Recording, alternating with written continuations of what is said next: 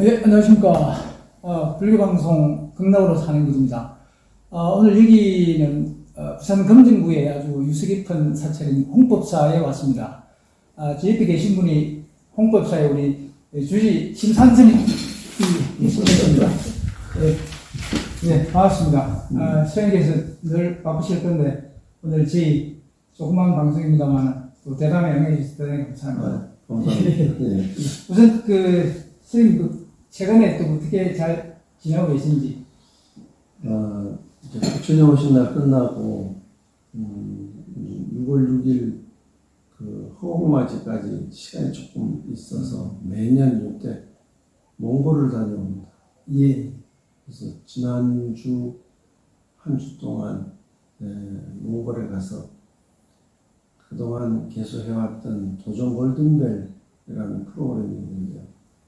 그 몽골의 중학교 3학년들을 대상으로 도전 골든벨 프로그램을 해서 1등하는 학생, 또 그 학생을 인솔할 교사, 이렇게 해서 세 지역에서 그 도전 골든벨 프로그램을 진행하고 학생을 뽑고, 그리고 이제 내년에는 5월 5일이 어린이날이 부처님 오신 날이에요. 그래서 부처님 오신 날이 너무 빨라서 6월 6일까지 너무 이제 시간이 없고 해서 내년에는 지구 환경을 생각해서 몽골에 나무 심으러 가려고 올해 가서 모든 것을 다 조정을 하고, 우리나라의 기준으로 한 36,000평 12헥타르죠. 36,000평에 몽골은 울타리를 쳐야 나무를 심을 수 있거든요. 안 그러면 염소나 양이나 말이 와서 다 뜯어먹어서. 그래서 이제 그 울타리 다 쳐놓은 것을 확인하고 내년에 신도들하고 같이 한 50명 정도 나가서 나무를 심으려고 조정해놓고 왔습니다. 역시 바쁘십니다.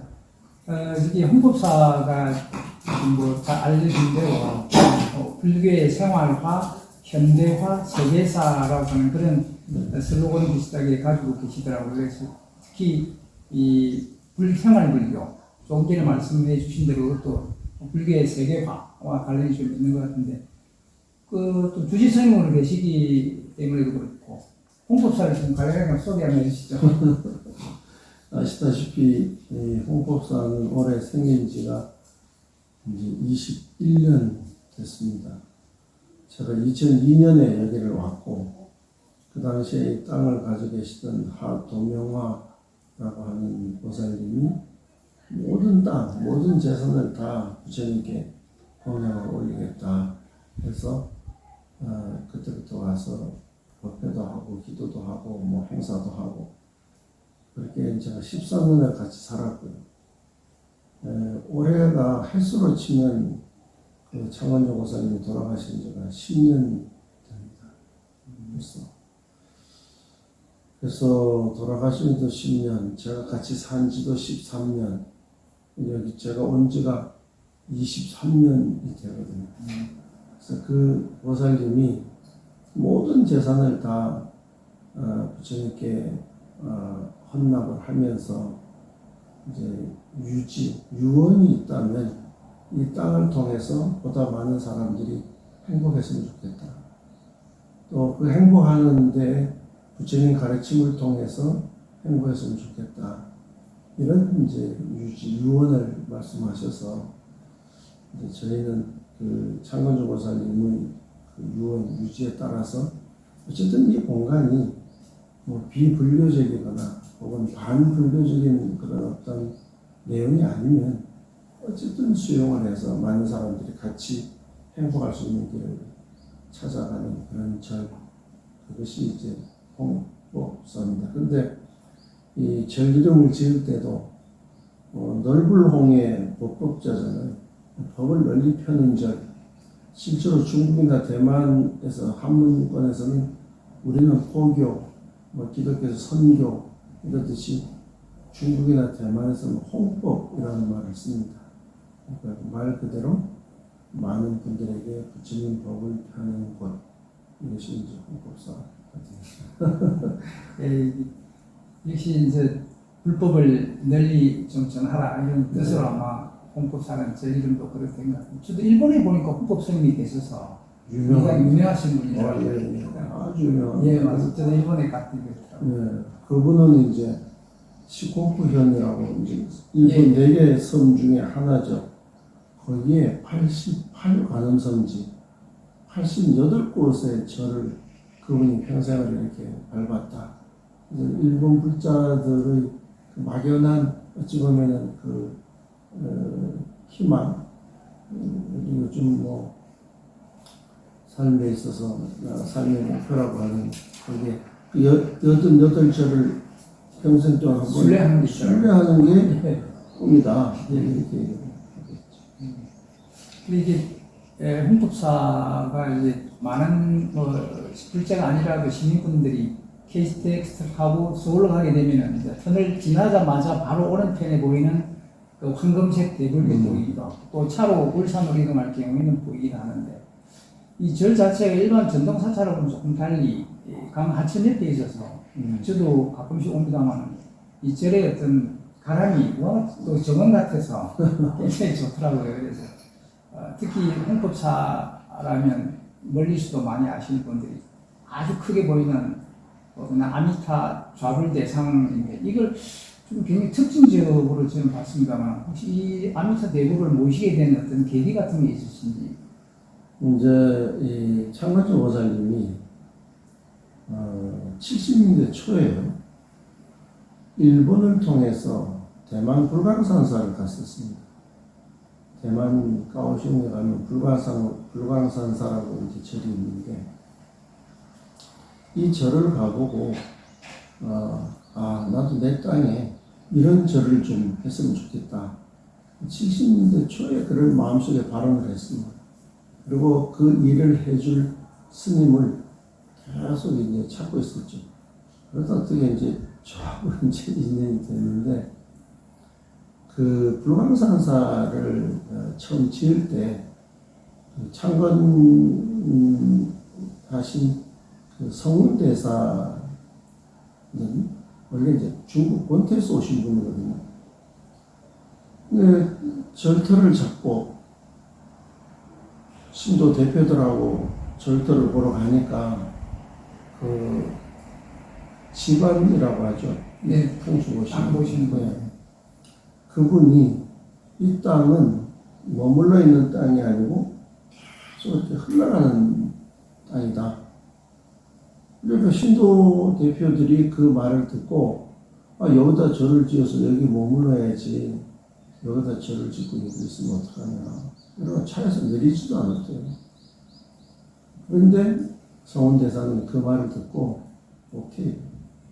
여기에 절을 지어서 5대양 6대주로 가야지 여기에 절을 짓고 여기에 머물러 앉아서 있어서 뭐하냐. 그러니까 풍수라고 하는 것이 절대적이라고 하지만 그 풍수를 내가 어떻게 쓰느냐에 따라서 결국은 사람이에요. 사람이 그 풍수를 어떻게 이해하고 쓰느냐에 따라서 전혀 다른 결과가 나오는 거거든요. 그래서 그 불광산사의 그 계산 그 초기에 굉장히 유명한 일화로 남아 있습니다. 여기에 절을 짓고 전 세계로 나간다. 그래서 절 안에 보면 5대양 6대주라는 말을 많이 써놨습니다. 그러니까 안목이 깊은 스님의 입장에서는 5대양 6대주로 여기를 근거로 가겠다는 의지고 일반 신도 입장에서는 여기다 절을 지어서 그냥 흘러가 버리면 무슨 의미냐라고 했던 것이 유명한 일화인데 그 일화를 보면서 이제 제가 여기다 절을 짓겠다고 하니까 어떤 사람은 풍수를 하시는 분이고 어떤 사람은 저 앞산을 보고 이렇게 절을 지어라. 저 봉우리 하나 있죠. 예. 또 어떤 사람은 저쪽 봉우리를 보고 이렇게 방향을 잡으라고. 어떤 사람은 남쪽을 봐야 되지 않느냐. 이제 자기가 공부한 그 어떤 경계대로 이렇게 지어야 된다, 이렇게 지어야 된다. 그래서 저는 이제 모든 사람의 생각을 다 수용해서 동그랗게 지으면 아, 예. 동그랗게 지으니까 뭐 크게 방향 가지고 뭐 문제할 일은 없는데 이제 그런 의미로 동그랗게 지었지만 실제로 이제 활용을 해가면서 보니까 사각법당은 이 지으면 사각지대가 많아요. 아, 예. 이렇게 사각이 됐어요. 이쪽은 다 죽은 공간이에요. 그런데 이 죽은 공간을 전부 다 안으로 밀어넣고 오히려 앞에 공간을 밀어내니까 이 동그랗게 지은 법당이 오히려 공간 활용에 있어서는 훨씬 더 효율적이더라고요. 그래서 홍법사는 그런 연유를 해서 법당을 좀 특이하긴 하지만 동그랗게 하고 방향은 모든 방향을 다 법당 가에 보면 기둥이 이렇게 많이 박혀져 있어요. 24개입니다. 아, 24개라고 하는 건 24절기, 24시간 항상 언제든 부처님을 가르치는 법륜이 굴러가야 된다. 이런 의미에서 24개 기둥을 세웠고 정면에서 보면 정면 기둥의 한쪽은 그러니까 쳐다보면서 오른쪽은 바로를 얹어놨습니다. 이 한쪽은 지구본으로 올려놨어요. 이게 뭐냐면 중생은 밥이 있어야 된다. 밥을 다시 바꾸면 복이 되겠죠. 그러니까 먼저 먹고 사는 문제가 해결되지 않고는 뭐 안 되는 거니까 그래서 그런 의미에서 바로 복, 재물 이런 의미로 바로를 얹어놨고 한쪽에 지구본을 얹은 것은 우리가 가야 할 곳은 부산만이 아니라 우리나라만이 아니라 세계가 함께 돌아가야 된다. 지구본을 얹어놨습니다. 좀 이제 사찰의 안에 어떤 상징물로 봐서는 좀 특이합니다. 네. 네. 그리고 저희들이 보통 아까 말씀드린 대로 전통 불교는 이제 산문이 있기도 한데 여기 또 홍법사는 들어오면 이제 두 개의 돌 기둥을 이제 산문 형식으로 된 것 같았는데 산문인지는 모르겠습니다. 거기 보니까 한쪽에는 대한불교 조계종 홍법사, 한쪽에는 그 국제 불광회 부산협회로 되어 있더라고요. 그러니까 조금 전에 설명해 주신 불광사와 관계된지 국제 불광회라는 데 어떤 데인지 이게 참 아까 말씀드렸거든요. 예. 그래서 제가 이제 절에 들어온 지가 뭐 한 40년이 넘었는데, 불광산하고 교류한 지가 20년이 넘었거든요. 그런 측면에서 어쩌면 제가 살아가는 데 있어서 많은 영향을, 대만 불광산사의 영향을 많이 받고, 성운대사의 영향을 진짜 많이 받았다고 봐야죠. 그래서 마음의 스승은 성운대사라고 할 정도로 성운대사에 대한 존경과 감사를 가지고 있습니다. 그래서 한쪽에는 이곳의 이름인 대한불교 조계종 홍법사, 한쪽은 이제 국제불광회라고 하는 것은 대만 불광산사가 가지고 있는 신도 조직입니다. 전 세계를, 그래서 국제, 부처님, 광이라는 것은 이제 빛, 불광이라는 말은 부처님의 빛, 부처님의 빛, 그런 모임, 이제 신도 조직인데, 근데 이 신도 조직은 신도가 한 100만 명이 넘을 정도로 전 세계 화교들이 그쪽으로 통해서 결집을 한다 이렇게 할 정도. 그런데 이 국제불광회는 상하의 어떤 조직이 아니고요. 네트워크의 개념이에요. 한국에는 부산에 부산협회가 있고, 서울에 협회가 있고, 전 세계의 대도시라고 하는 전 세계의 그 큰 도시에는 다 국제불광회 협회가 있습니다. 그러면 이것은 상하로서 지배하는 것이 아니라 활동을 할 때 같이 연계할 수 있는 네트워크이기 때문에 전 세계에 있는 국제불광회 회원들이 한국 부산에 오면 말로서 재워주고 먹여주고 또 우리 누군가 어느 유학을 가서 어느 도시에 가게 되면 찾아가면 한국 부산에서 왔느냐 하고 거기서도 같은 식구로서 이제 챙겨주는 이런 관계를 형성할 것이 국제불관입니다. 그래서 이것은 스님들을 위해서 국제불관에 들은 것이 아니라 신도들의 전 세계화를 위해서 국제불관의 부산협회로 이제 같이 활동을 하고 있죠. 그래 보니까 국제 불광회 부산협회라고 하는 돌기둥의 세계적인 게 있어서 한번 여쭤봤습니다. 네. 아까 스님께서 제가 이제 홍법사의 주지 스님으로 계셔서 홍법사 좀 소개 말씀도 주셨는데 특히 이게 제가 이 관련 일을 볼 때도 좀 겪었습니다만 이 홍법사 유명한 데 갖고 이게 대중이 불자든 부자가 아니든 이 템플 스테이를 하고 있는데 그 내용이 보니까 상당히 다양하게 특화되어 있더라고요. 이 템플 스테이가. 그래서 제가 한번 스님 만난 김에 홍법사에 또 템플 스테이 한번 소개 한번 해주시죠. 금방도 뭐 대가 막 짚고 나는데 가장 이제 핫한 것이 이제 반려동물 템플 스테이예요. 반려동물이 뭐 1000만이다 하더니 벌써 지금은 1500만에 가고 있습니다. 그 반려동물과의 관계가 옳으냐 그르냐 하는 건 일단 좀 적고 뭐 그건 사람마다 생각이 다르니까 뭐 어느 게 옳다 이거는 전문데 다만 이미 우리나라에는 반려동물과 함께하는 그런 세대가 1500만을 넘었다는 건 현실이 아니에요. 그렇습니다. 그게 옳든 안 옳든 간에 네. 그럼 이 현실을 무시하고 갈 수는 없으니까 그 현실의 이 반려동물과의 관계를 어떻게 갈 것이냐라고 보면 사실 시내에 공원이 있고 거기에 산책도 시키고 뭐 막 하지만 그건 자연이 아니라 준자연이죠. 그러니까 크게 보면 뭐 그것도 그냥 인공 구조물이지 그게 자연은 아니거든요. 뭐 어쨌든 저희 이 마당이나 이것은 자연이니까 이곳에서 사람 견주와 반려동물이 편하게 한번 이렇게 휴식할 수 있는 기회를 제공해 준다면 그것이 더 나아가서는 부산의 시민들의 어떤 정서를 조금이라도 순화할 수 있는 데 도움이 되지 않겠나. 그래서 조심스럽게 반려동물 템플 스테이도 시작을 했고 그거는 뭐 하나의 이벤트 개념이라면 저희가 이제 특화해서 가고자 하는 그 템플 스테이라면 명상입니다.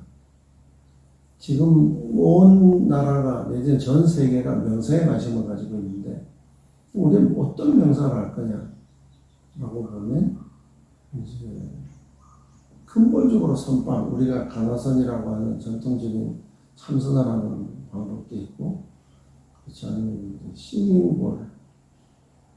싱잉볼이라고 TBS에서 그릇을 치면 소리가 나는 이 싱잉볼 이것이 이제 많은 명상하는 사람들이 도구로 쓰고 있습니다.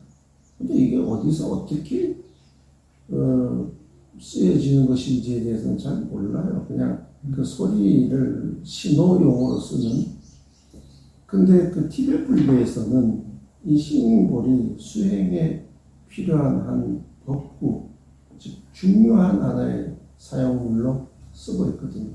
그리고 이게 7개가 한 세트인데 우리 음계 도레파솔라시도처럼 다 크기가 조금 다르면서 그 파동, 진동 이런 것이 우리 몸과 일체를 이루는 거예요.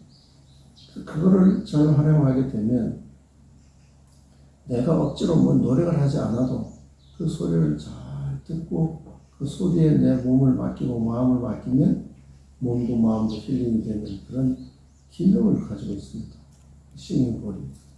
그래서 싱잉볼로 관련해서 우리나라에서 처음으로 사단법인을 만들어서 싱잉볼 치유의 소리라는 사단법인을 만들어서 많은 사람들에게 싱잉볼을 보급하는 이런 이제 일을 하고 있고 그 다음에 이제 사찰음식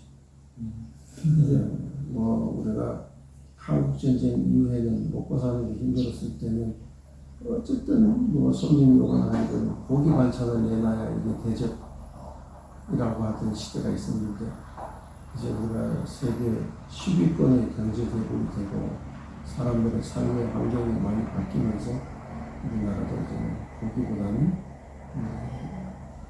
채식이 많이 부각이 되고 그게 건강식이라는 인식을 또 많이 하게 되고 사찰 음식을 가지고 있는 특징 자극적이거나 뭐 이런 양념을 쓰지 않고 편한 그런 음식. 그러니까 명상을 통해서 마음이 안정이 되려고 하면 그걸 하려고 하면 몸이 유지돼야 되니까 몸이 유지되는데 필요한 것은 사찰 음식으로 웰빙 음식을 확산해야 되겠다. 그래서 이번 가을에도 매년 해왔듯이 국고 지원을 받아가지고 사찰 음식 홍보 행사를 또 합니다. 자, 그러면 명상을 해서 싱잉보로 명상을 하고 명상을 하면서 먹는 문제가 함께 해야 되니까 이제 사찰 음식이 부각이 되고 사찰 음식을 통해서 몸이 보완이 되고 마음의 평화를 얻었다면 이제 그 안에 여유가 또 뭐냐면 차 한 잔의 여유. 그래서 선차라고 해서 그 차를 통해서 그 마음의 그 평화를 이끌어가는 그 선차 명상이라는 것이 있거든요. 그러니까 옛날에는 차는 마시는 거, 명상은 뭐 앉아서 이렇게 참선하는 거 이랬는데 이게 합쳐진 것이 선차 명상이에요. 정통에서는 50분을 앉혀놓으면 못 모르고 한 번은 50분을 앉지만 그 다음에 참선하자고 하면 막 50분이 뭐 지겨운 일이거든요. 이게. 근데 선차 명상은 30분 뭐 이렇게 해서 시간도 잘 줄어들었지만 약간의 움직임도 있고 또 차도 한 잔 마시고 이렇게 하다 보니까 이제 선차 명상, 그러니까 사찰 음식, 명상, 선차, 싱잉보. 네, 이것이 한 세트로 홍법사가 특화돼서 나가고 싶은 하나의 분야. 할 수 있습니다. 이게 그냥 우리 일반 사람들이 살아나가는 데 필요한 어떤 몸의 어떤 균형이라든지 이런 거 맞추는 데 필요한 음식이라든지 정신수양에 관련된 명상이라든지 이런 거 다 같이 겸비하는 이런 걸 많이 하는 이런 줄들이 거의 없는 것 같더라고요. 이제 2002년에 템플스테이가 시작이 됐잖아요. 그때 한일 월드컵. 그때 템플스테이 지정사찰이 5개였어요. 그때 우리가 지정이 됐습니다. 그때 우리는 진짜 뭐 땅도 없고 비닐하우스 쳐놓고 있던 그때 5개 사찰에 템플스테이 지정사찰이 됐는데 왜 그렇게 됐느냐. 제가 그때 2000년이면 제가 여기 올 때거든요. 그 앞에 서면이라고 하는 요새 이제 통도사 부산 포기원이라는 포기원을 제가 10년 운영을 했는데 그때 외국인을 위한 우리 문화 알리기 프로그램을 오랫동안 했거든요. 그때 외국인들하고 많은 교류를 했던 것이 인정이 되어져서 이제 템플스테이 지정사찰이 됐는데 지금 템플스테이 지정사찰이 약 150개 정도 됩니다. 그런데 이게 뭐냐면 거의 대동소이해요. 참선하고 바로 공양하고 연주 만들고 끝이에요. 이건 어떤 절에 가도 다 하는 거니까 우리가 가지고 있는 환경에서 할 수 있는 게 뭐냐. 사찰 음식을 배울 수 있는 공간도 있고 싱잉볼 명상실도 따로 있고 또 선차반이 운영이 되면서 선차에 대한 그 이해와 중국, 일본을 같이 아우러서 선차 대회를 계속 하거든요. 우리나라에서도 우리 홍법사에서 매년 그 선차 대회를 같이 합니다. 이런저런 걸 볼 때 거의 하나의 세트가 맞춰져야 좀 이게 좋겠다 해서 4가지를 특화를 해가지고 주력으로 좀 하고 있습니다. 그 특히 뭐 명상 부분은 저도 한 달 가까이 전에 주지스님께서 아시더라고요. 그 광성사에 손스님 티베트 티베트 분인데 한국 기여하셨던데 이분들이 주로 이제 우리나라 사람하고 조금 차이가 있는지는 모르겠지만 명상을 이렇게 많이 하고 특히 이게 홍법사는 보니까 선생님께서 말씀해 주신 대로 이 특화된 이런 프로그램들이 이 많은 시민들이 좀 접하면 좋지 않겠나 이렇게 저도 많이 공감도 하고 그래야 되길 바라겠습니다.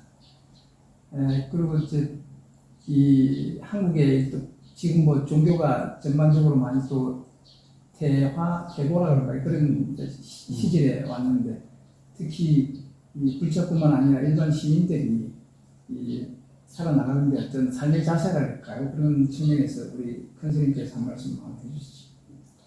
이제 역사는 흐르는 것이고 또 성세가 있잖아요. 네. 상할 때도 있고 쇠할 때도 있고.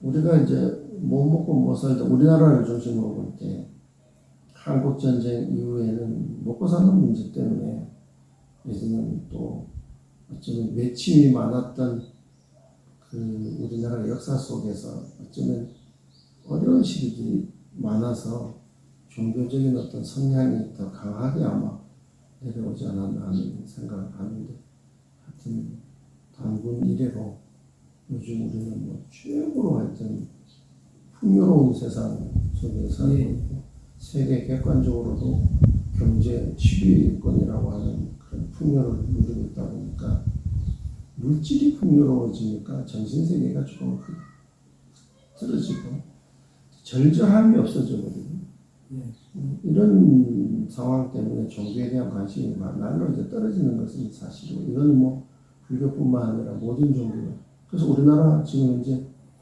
종교 인구보다 무종교 인구가 더 많습니다. 50%가 넘어요. 무종교. 이 상황은 뭐냐면 필요에 의해서 종교를 가졌는데 종교가 필요하지 않은 물질적 풍요 시대를 맞이했다는 것이죠. 그래서 종교에 대한 관심이 떨어지는 건 사실이지만 그러나 이제 먹고 사는 것만이 다라고 한다면 뭐 우리가 동물과 다르게 하는 것도 없겠죠.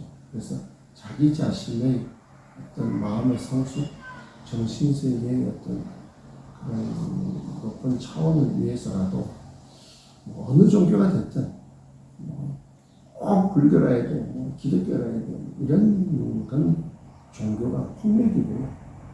어떤 종교가 됐든 자기 삶의 하나의 의지처가 될 수 있는 종교라면 종교를 하나씩 가지면서 약간 힘들 때에도 하소연하고 기쁠 때에도 그 마음을 공유할 수 있는 종교 인구가 좀 늘어야 되지 않을까. 불교 신자만 늘어야 된다 이게 아니라 그래야 사회가 더 성숙되어지고 결국은 이제 사람이 하다 마지막에 안 될 때 그래도 아직까지는 찾는 것이 종교거든요. 그래서 우리 삶의 마지막 보러라고 한다면 종교를 통해서 자신의 어떤 인생을 완성하는 그런 사람들이 많아졌으면 좋겠습니다.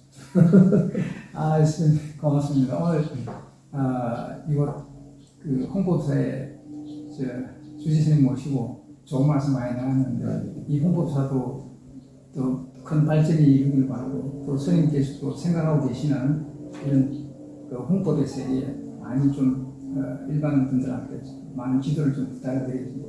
오늘 또 대단히 응해 주셔서 대단히 감사합니다. 고맙습니다. 감사합니다. 예.